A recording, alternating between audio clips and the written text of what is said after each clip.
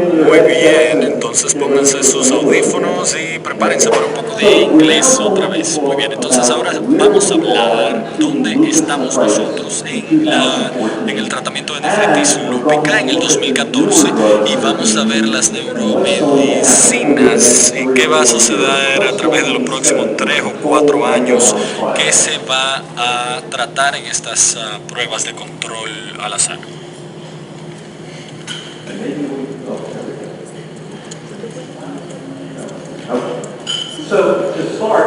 Muy bien, entonces para iniciar nos preguntamos a nosotros mismos cómo tratábamos la nefritis lúpica hace 10 años. Hace 10 años, si el paciente tenía FPLN o la DPLN, tenía ciclofosfamida mensual cuarta. Hace 10 años, si el paciente se le daba seguimiento por un nefrólogo o un reumatólogo, entonces se les daba la ciclofosfamida mensual. Hace 10 años, si el paciente era un adulto pediátrico, entonces se les daba ciclofosfamida. Si el paciente tenía ciclofosfamida previa con o sin efectos secundarios, se les daba ciclofosfamida mensual. Todo estaba basado en pruebas, ensayos aleatorios de control, pero eran pequeños estudios. Ahora si vemos a dónde estamos, ahora 10 años después, el tratamiento está dividido en una fase de inducción y una fase de mantenimiento, dos fases de tratamiento separadas. La fase de inducción es o ciclofosfamida intravenosa o mycophenolate. Y vamos a entrar a esos datos. La fase de mantenimiento es mycophenolate o AZA. Y todo esto está basado en ensayos, las nuevas terapias, viendo el rituximab en ensayos libres de esteroides. Vamos a estar hablando de belimumab, abatacept, Acthar, todas las cosas que están disponibles que usted puede utilizar y van a ser estudiadas en ensayos aleatorios.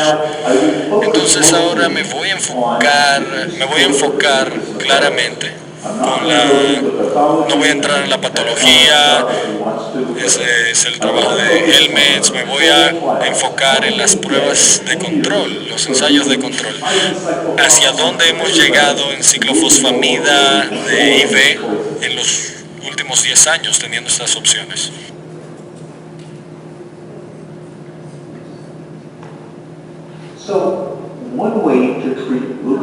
Una manera de tratar la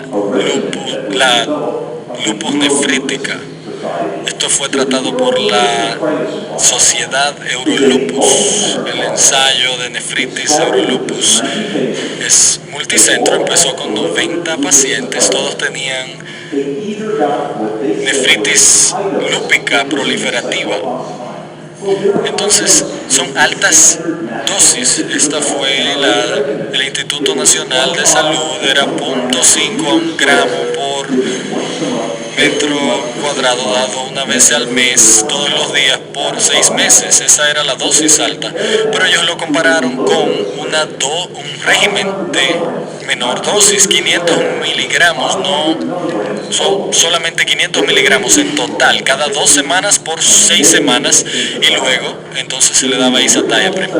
En el estudio original fueron 41 meses.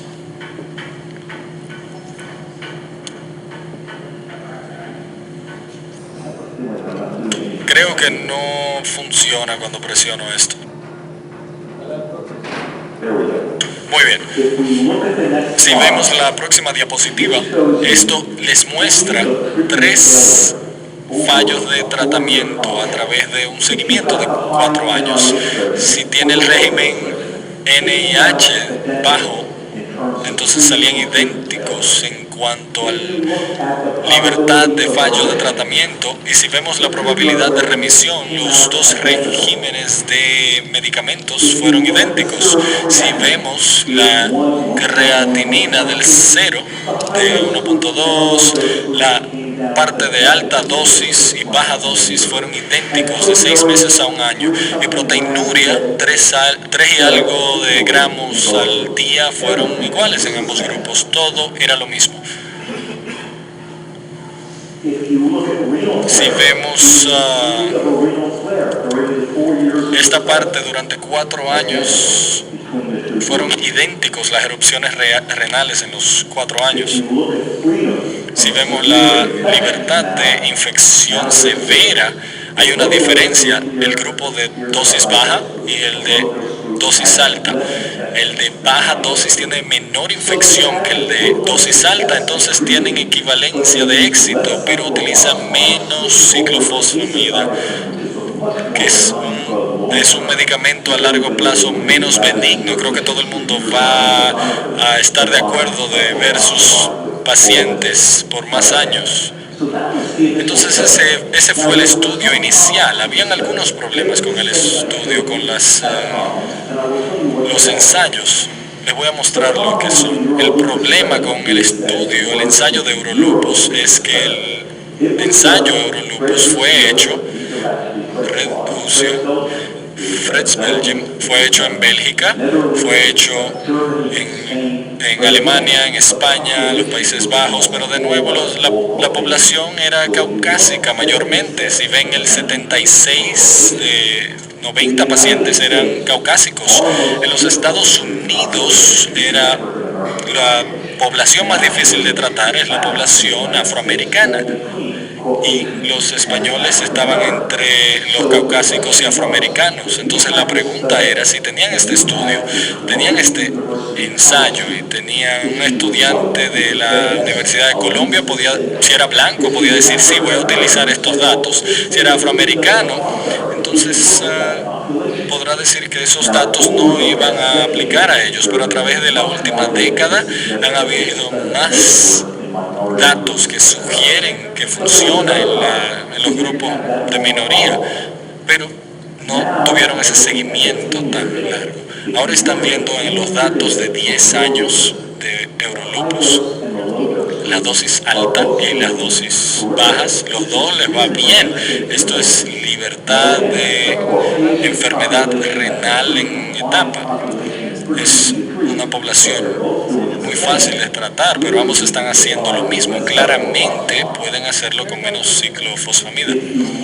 Si pueden ver a través de los 10 años la creatinina, al final de los 10 años en el grupo de dosis alta era 1 miligramo por decilitro.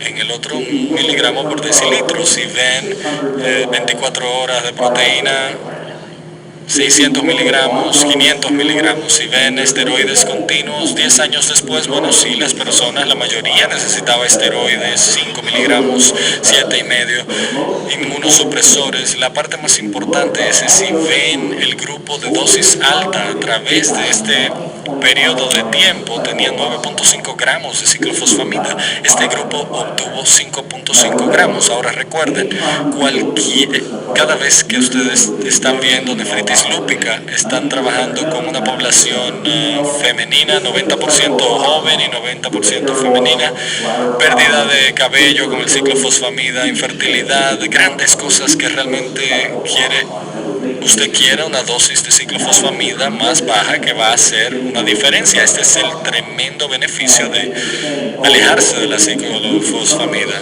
Uno puede decir, bueno, si uno puede trabajar con esos efectos secundarios, el riesgo más grande a largo plazo es el riesgo de tumores. Tiene un riesgo mayor de tener tumores a largo plazo que algo como ACE/ATAEPREC.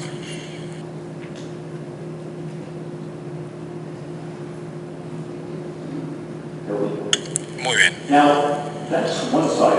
Muy bien, ese es un lado de la historia. ¿Cómo llegamos al otro lado con el mycophenolate?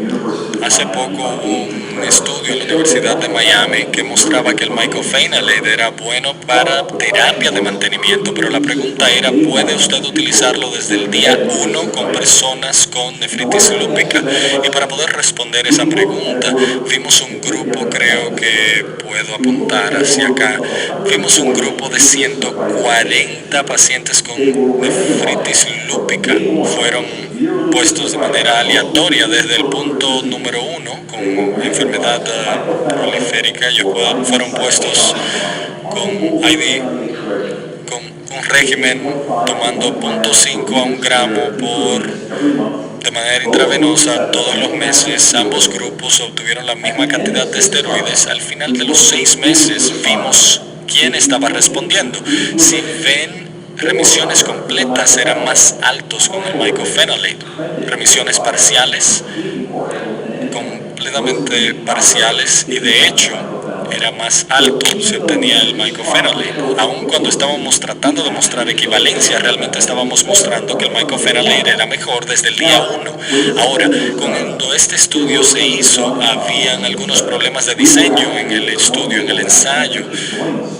Colombia fue el último centro en unirse, eran centros de reumatología y necesitaban más pacientes, y ahí fue que ellos entraron. Pero voy a decir esto, si era parte del ensayo y estaba fallando la terapia al final de los 3 meses, se le consideraba un fallo en el tratamiento, podía obtener lo que fuera, pero este diseño no es ideal. Lo otro es que 140 pacientes de Estados Unidos realmente no es un estudio internacional, necesita hacer ensayos internacionales, porque de nuevo necesita una población diversa. Así que dado este problema, hemos repetido esto de manera más amplia.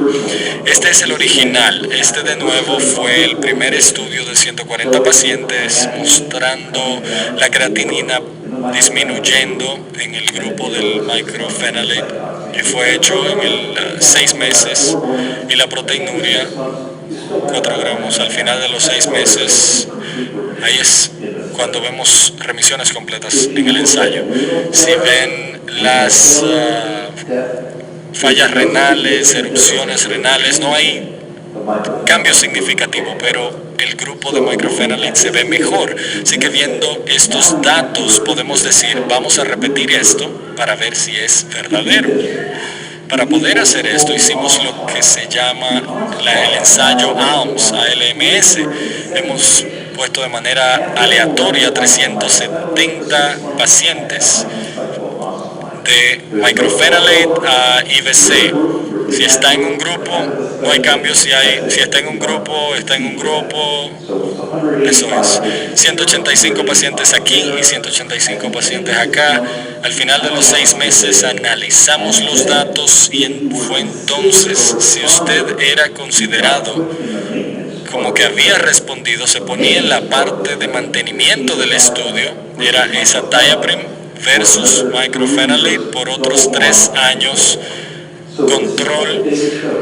Esto es lo que muestra los datos en los 370 pacientes. Ahora lo podemos ver en términos de respuesta. Eran 50 y algo % en cada grupo respondió. Era lo mismo en todos los grupos. Mycophenolate no fue mejor, fue simplemente lo mismo. Si vemos la creatinina de suero, se utiliza miligramo por decilitro. Entonces aquí obtenemos lo mismo de proteinuria, 4 o 5 gramos, viene idéntico. El Albium subió igualmente, complementó, todo era idéntico en los 2 grupos. Ahora pueden decir que si todo es idéntico, es el mycophenolate, pero la respuesta era sí. Es el segundo estudio con mycophenolate donde se hizo, le fue tan bien como el ciclofosfamida. No está utilizando un agente inoculante, no tiene que preocuparse sobre pérdida de cabello. Hubieron algunas sorpresas cuando vimos los efectos secundarios en este estudio. Aquí la diarrea fue lo más común con mycophenolate. Eso es lo que usted esperaría, porque de nuevo si toma el mycophenolate en cualquier población, él va a tener problemas gastrointestinales, pero con el IVC las náuseas y el vómito fueron los más comunes. Habían algunas diferencias. La gente dice, bueno, ¿por qué los dolores de cabeza es 20% aquí y aquí es 26%? Cuando se hace un ensayo de control, se toma 20% de los investigadores tienen un dolor de cabeza solamente al hacerlo. Esto es universal. Entonces, si vemos una de las sorpresas aquí, es que hubieron hubieron 9 en el mycophenolate y 5 en el Cycoxib. Esto fue una sorpresa, esperábamos que fuera más, pero esto no es estadísticamente importante. De hecho, fue un porcentaje muy bajo de muertes, pero la situación importante de esto fuera de 9 muertes de mycophenolate, 6 fueron en China y 5 en un solo centro en China. Esta población era un tercio de China, un tercio de Estados Unidos, un tercio Sudamérica y Europa. No hubieron muertes de mycophenolate en Europa o en Estados Unidos. Dado esto, de nuevo, es una situación de seguridad muy buena, y especialmente cuando vemos qué tan baja es la mortalidad en esta población que está muy enferma a través de los primeros 6 meses. Así que el ensayo ALMS demostró que el mycophenolate era superior al IVC. Era idéntico en todo, parámetros renales y no renales, los eventos adversos eran similares, pero eran más bajos. Ahora, por supuesto, esto llevó a los ensayos continuos de mantenimiento, porque de nuevo, si está respondiendo, va al estudio de mantenimiento, el ensayo de mantenimiento, y este es el ensayo de mantenimiento. Aquí, si ven el ensayo de mantenimiento, la gente que empezó con mycophenolate 1,5 gramos 2 veces al día, y de nuevo en el estudio básico no era 1 gramo, era 1,5 gramos 2 veces al día, o dicolofosfamide intravenosa. Se ponía en mycophenolate 1 gramo 2 veces al día, o azathioprine 2 miligramos por gramo al día. Era en un ensayo aleatorio y seguimiento por 3 años. Si me preguntan cómo se iba a hacer, yo hubiese dicho que el resultado iba a ser el mismo. Yo estaba tan seguro que los 2 medicamentos iban a tener el mismo resultado, pero resulta ser que si ven a la proporción de pacientes no doblando la creatinina, yendo a fallo renal, etcétera, el grupo de mycophenolate fue más superior al azathioprine al final de los 3 años. Si ven los puntos individuales, los fallos de tratamiento, enfermedad renal solo con azathioprine, que el doble de creatinina con azathioprine. Se necesitaban inmunosupresores de rescate y algunas definiciones de FDA aún así mayores en azathioprine. Porque estos fueron 370 pacientes, podemos ver subgrupos. Si ven caucásicos, negros, asiáticos o cualquiera es puesto en otros, en cada grupo los fallos de tratamientos son menos con mycophenolate que con el azathioprine. Si vemos Estados Unidos, Latinoamérica, Asia, Europa, en cada grupo el mycophenolate obtuvo menos fallos de tratamientos que el azathioprine. Lo otro es que si toma personas que pasaron los primeros 6 meses y fueron inducidos con mycophenolate, recuerden que obtienen 6 meses de mycophenolate y luego se ponen de manera aleatoria con mycophenolate o azathioprine. Estos son fallos de tratamiento menos con mycophenolate que con el AZA. Tienen menos fallos de tratamiento con el mycophenolate que con el azathioprine. Entonces, con mycophenolate salió mucho mejor. Entonces, los ensayos mostraron más adelante, mantuvieron una respuesta renal en personas que estaban respondiendo. La tasa de fallo fue 32% con el AZA versus el 16% con el MMF. La superioridad en el MMF fue consistente sin importar el tratamiento de inducción, sin importar la raza, la región, cada parte secundaria fue llevada a cabo. Entonces los eventos adversos fueron muy bajos.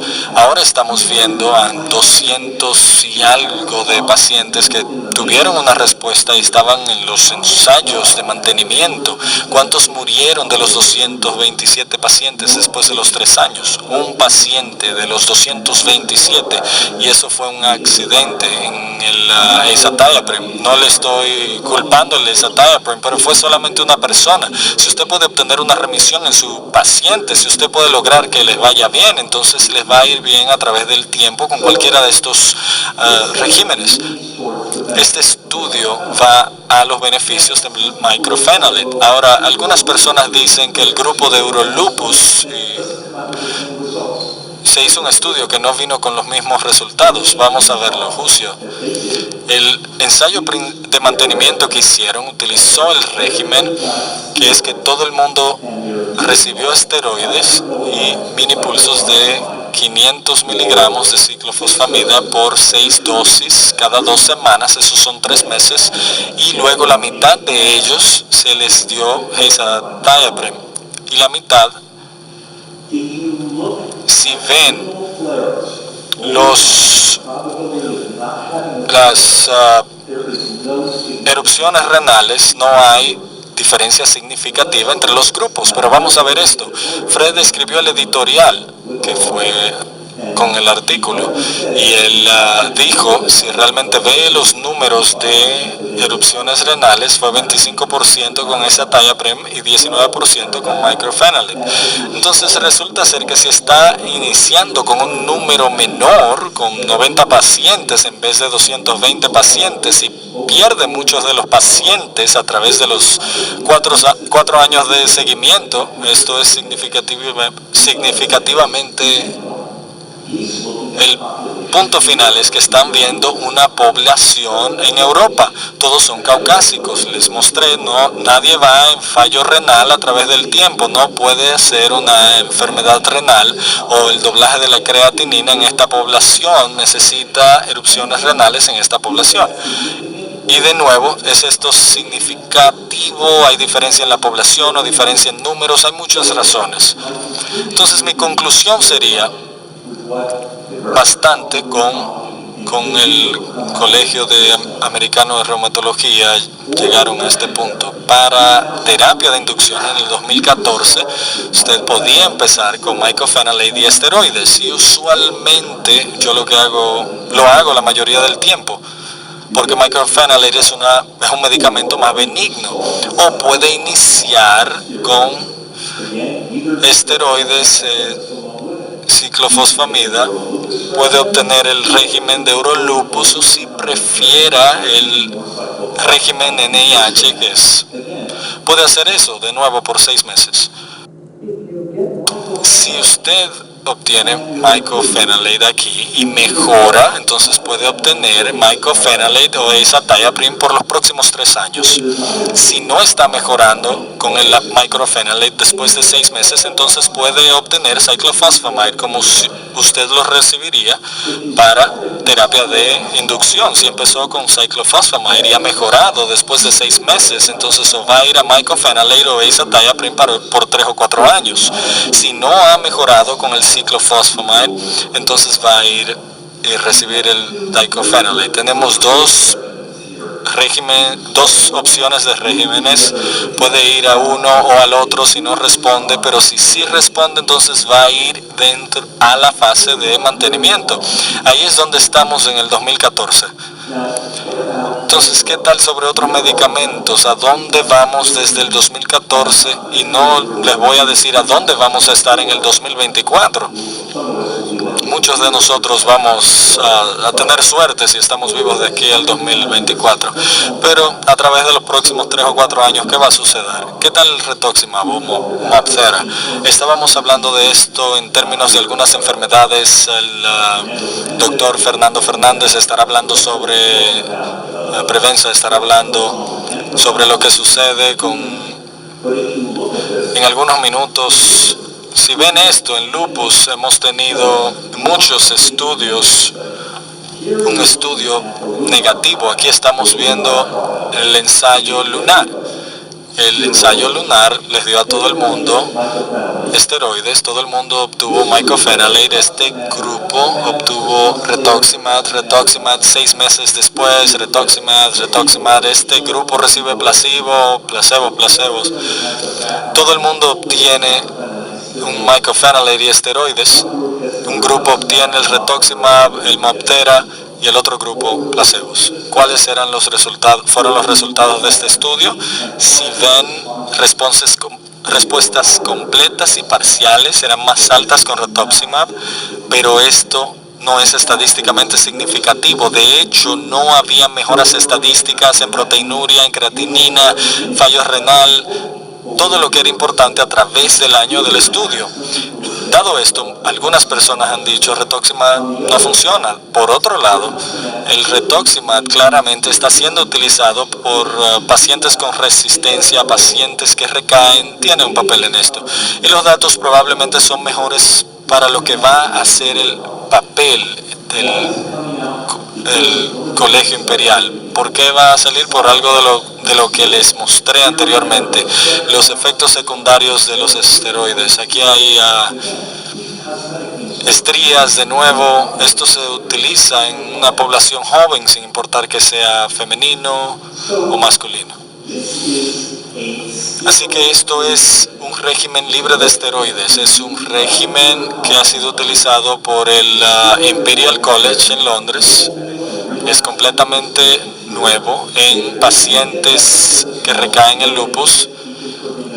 Cuando obtienen el rituximab intravenoso, obtienen rituximab en el día 1 y en el día 15, no obtienen esteroides orales, y se le pone ese rituximab con una dosis de esteroides para prevenir reacciones y luego mycophenolate.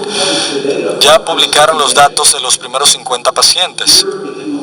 Aquí sí pueden ver una remisión completa y parcial a través del tiempo, se ve bastante bien. Si ven el tiempo de remisión, puede ser proliferación.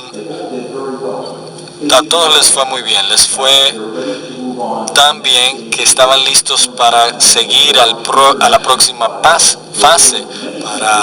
Había muchos centros involucrados en esto en Europa, los Estados Unidos van a tener centros también. Esto les muestra los primeros 50 pacientes, muestra la caída de creatinina, la creatinina de suero es completamente estable, muy buenos resultados. Entonces, el ensayo de rituximab es metoprednisolona y mycophenolate, y el metoprednisolona es solamente cuando se toma la dosis de rituximab versus el metoprednisolona. Al mismo tiempo va a obtener mycophenolate y esteroides. El régimen que mostramos esencialmente tratando de alejarse de los viejos esteroides. Habían 19 adultos y 4 centros pediátricos en el Reino Unido, 12 centros en Europa y 13 redes, y van a haber 252 pacientes con los puntos finales usuales, tratando de llegar a remisión en un año. Pero de nuevo, un ensayo muy importante para alejarse de los esteroides. El belimumab es el primer medicamento aprobado para lupus en los Estados Unidos en 40 años. La FDA no ha aprobado otro medicamento en 40 años. Aprobaron belimumab. Esto es contra los estimuladores. Realmente es un anticuerpo que prevé la activación de células B, pero esencialmente bloquea la producción de células B, de anticuerpos. Este es el estudio, o los dos estudios que llevaron a la aprobación de belimumab para lupus. Ellos utilizaron un índice de respuesta de lupus, una combinación de características clínicas. Aquí pueden ver que esta es la respuesta. Aquí está el placebo, aquí está la dosis baja, la dosis alta. No es una diferencia fenomenal de respuesta. Está ahí, hay una respuesta y estadísticamente significativo. No es grande, pero fue suficiente en los dos estudios que se hicieron para que la FDA aprobara el medicamento. Algunas personas pudieran decir, ¿puedo utilizar esto para nefritis lúpica? Y la respuesta es, ellos no tenían nefritis severa en este grupo. Habían pocos datos en pacientes con nefritis lúpica. Entonces, si vemos pacientes con casi 1 gramo de proteinuria, pueden ver aquí que estos son pacientes con remisión renal. Este es el placebo, baja dosis y dosis alta. Este es el momento de remisión de nuevo. Placebo tomó más tiempo que las dos dosis, así que sí hay algo de datos en términos de Golimumab sugiriendo que este medicamento, el nombre de la marca es en lista, puede funcionar con nefritis lúpica. Entonces, los ensayos de nefritis lúpica BLISS es una medicina aprobada por la FDA, va a obtener el estándar de cuidado con el Golimumab agregado. El resultado principal en 1 año, 2 años, aquí de nuevo, al completarse, se estima que será en el 2017. Es una medicina que funciona en lupus, pero no funciona en nefritis lúpica. El Abatacept en los Estados Unidos es un medicamento que ha sido aprobado por artritis reumatoide.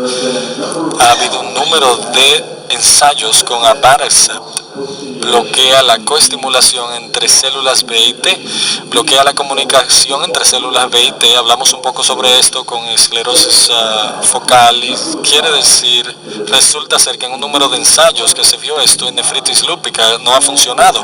Y no ha funcionado si ven el placebo versus dosis bajas y dosis altas, y parte de la razón es el criterio que se ha puesto para la respuesta. Ha sido muy estricto. Recuerden que para lupus, ¿cómo se aprobaba? Utilizaban un índice de respuesta de lupus en términos generales, que utiliza una gran serie de cosas. ¿Cuáles son sus anti-ADNs? Utilizábamos proteinuria, creatiniria. Entonces resulta ser que hay un ensayo de acceso que no ha sido publicado. Sin embargo, los datos de ensayo de acceso han sido puestas a disposición. Han utilizado el ciclofosfamide de baja dosis de Eurolupus y prednisone. Todo el mundo obtiene azathioprine, la otra mitad Abatacept y placebos. Esto es realmente la diapositiva Brad Robbins que él presentó en el ASN en noviembre, pero resulta ser que si ven Abatacept versus el placebo, no hay diferencia significativa. Así que resulta ser que en este estudio no funcionó. Hay otro ensayo que se está llevando a cabo ahora mismo con un criterio ligeramente diferente. Van a haber asuntos coestimulatorios, pero hay un punto muy importante en este estudio. Resulta ser que cuando vemos el Abatacept con los datos de Eurolupus versus el placebo con los datos de Eurolupus, pueden ver que los afroamericanos respondieron igual. Ahora tenemos datos que los afroamericanos responden al régimen de Eurolupus. Hay gente que dice, ¿lo puedo aplicar a los estudiantes negros? Sí, porque tenemos datos que dice que sí funciona. Inhibidores de proteasoma. ¿Qué son estos? Los inhibidores de proteasoma, ustedes los conocen porque son utilizados para mielomas y amiloides.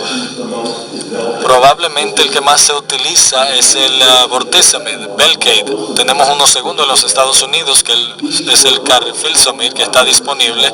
Estos son parte de pequeñas compañías. Takeda es una gran compañía en los Estados Unidos, mundial, en Japón una gran compañía. Onyx tiene Amgen los compró. De nuevo, las grandes compañías tienen esto. Estos medicamentos bloquean la degradación de proteínas, por lo tanto matan células y células plasma. Por esto funcionan en mielomas y amyloid. Pero esta no es la razón por la que están comprando los medicamentos. Lo están comprando porque quieren utilizarlo en condiciones como lupus. Entonces el bortezomib, Velcade, hay muchos datos en animales. Aquí está el NZBW, ratones. Esto es una acumulación de supervivencia. Aquí se obtienen los placebos. Todos los animales mueren. Si obtienen las 2 dosis del bortezomib, les va muy bien. Aquí de nuevo, si ven aquí, esto es proteinuria. Tiene proteinuria. Si obtiene placebo, no lo obtiene. Si tiene los medicamentos, algunas personas van a decir, doctor Appel, esos son ratones, ¿puede tratar pacientes? La respuesta es sí. Muy bien. Estos son 12 pacientes con nefritis lúpica. Eran 13 pacientes, disculpen. 13 pacientes con nefritis lúpica, todos fallaron con el cyclophosphamide y mycophenolate. Fueron tratados con el bortezomib, el inhibidor. Todos mejoraron en el lupus, anti-ADNs bajaron, el complemento incrementó 7 con LN activo, ha disminuido con proteinuria, con función renal estable. Y hay una pregunta sobre polineuropatía, bortezomib, por supuesto, con que mieloma le da neuropatía. Y esta es una de las razones por la cual la nueva generación, pero esto se está estudiando, ambas compañías están tratando ensayos aleatorios controlados con nefritis lúpica. Y finalmente vamos a regresar a la ACTH. Este es el ensayo que está iniciando ahora. Es un ensayo utilizando ACTH en lupus membranosa. Aquí estos pacientes van a ver el lupus membranoso que va a ser administrado. El ACTAR aquí, 2 dosis diferentes de nuevo, dando seguimiento a través del tiempo, viendo si obtienen una respuesta como la obtuvieron en la membranosa idiopática. Lo importante es, todo está siendo estudiado de manera aleatoria, controlada. Entonces, ¿dónde estamos ahora en cuanto al futuro? El tratamiento en el futuro todavía va a ser dividido en una inducción y fase de mantenimiento. Primero hay que llevar a la persona a remisión con mycophenolate o usted de manera intravenosa se mantiene esto con mycophenolate oral. Una vez que se obtiene esta remisión, le va a ir muy bien. Una vez que lo pueda llevar a la terapia de mantenimiento, la terapia de inducción, como hemos dicho aquí, son nuevos regímenes. Hay personas que se han agregado, hay personas que han agregado puede ser ACTH, inhibidores de proteasoma o doximab, donde los esteroides serán usados, pero van a haber ensayos. La terapia de mantenimiento es MMF o AZA, en el futuro quizás sea rituximab. Ya yo tengo pacientes de lupus que obtienen rituximab cada 6 meses. Se le da seguimiento con reumatólogos o nefrólogos en Europa y les está yendo bastante bien.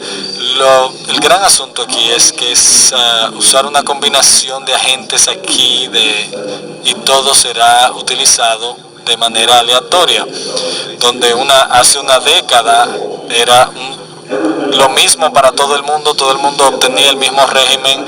Si había un lupus que era malo, cyclophosphamide se le daba en el mismo régimen. Ahora hay que pensar, ¿es el mejor medicamento para mi paciente? ¿Cuál debo utilizar? ¿El MMF o AZA?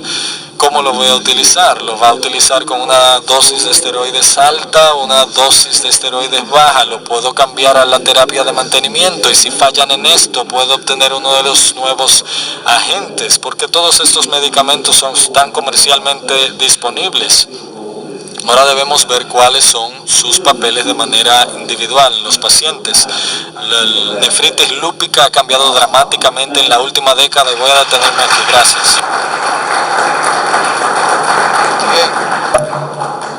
brillante panorámica de la actualización de la nefritis lúpica del doctor Appel. Vamos ahora, para no romper el esquema inicial, a continuar haciendo las preguntas charla tras charla.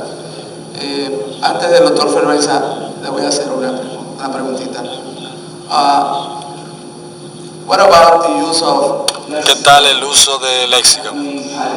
Eso significa hidroxicloroquine y el tratamiento y seguimiento de un paciente con nefritis lúpica. ¿Usted tiene restricciones de la FDA?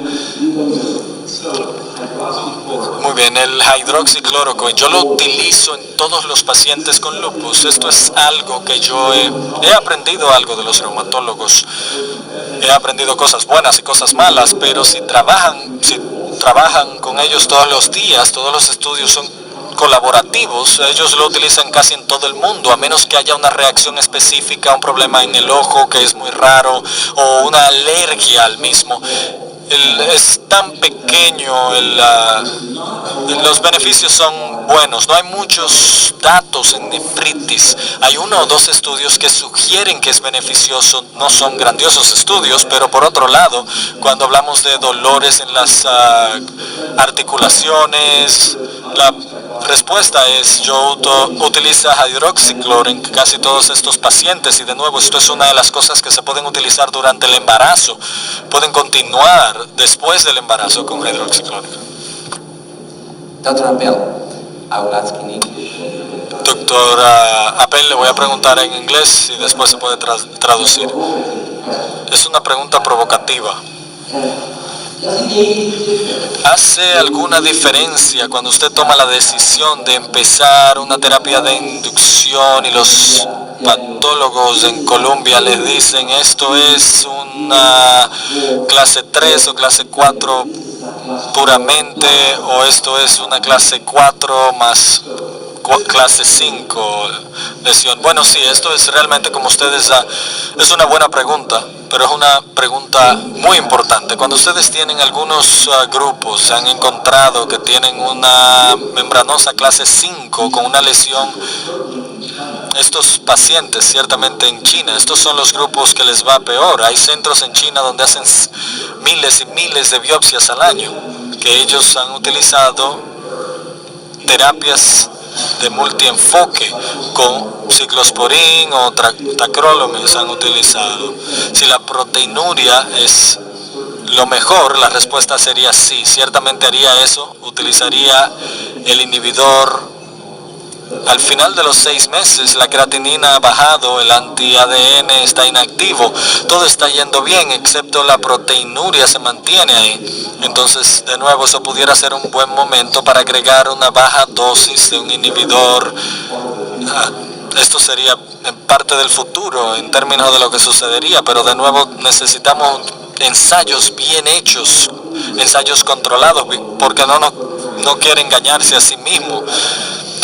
Usted va a querer mejores resultados al final de 5 años, y esta es una de las razones hacia dónde van estos ensayos. Queremos datos reales.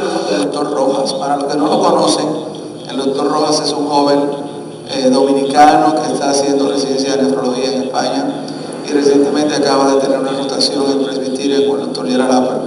Doctor Rojas. Hi, Dr. Appel.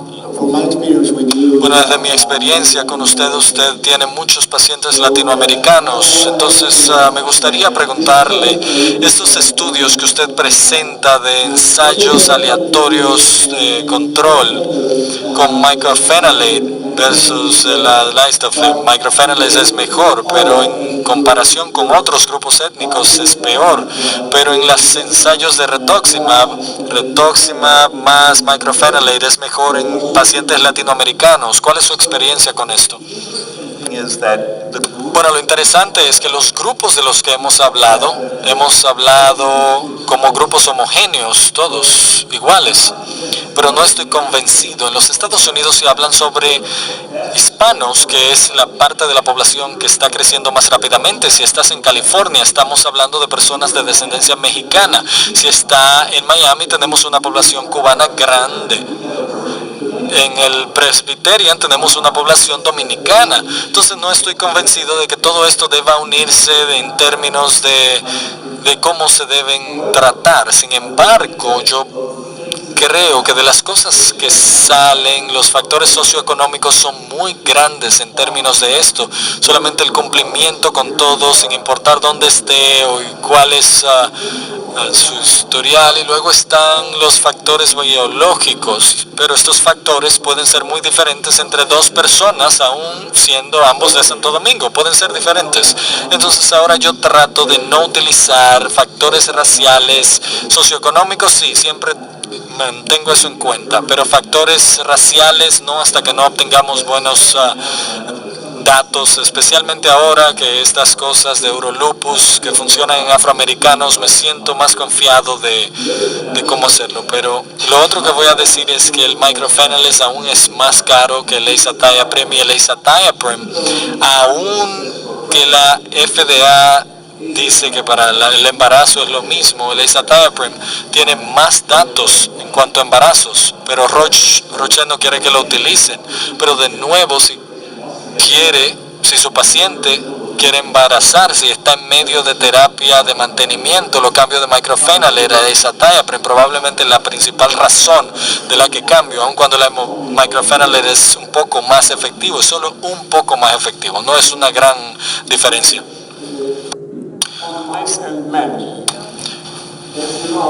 De ratones y hombres, los ratones se les trata antes de obtener la enfermedad, mientras los estudios usan pacientes que ya han fallado en los protocolos de tratamiento. ¿Hay algún asunto ético llevándose a cabo en el curso de lupus para obtener estos nuevos tratamientos modernos?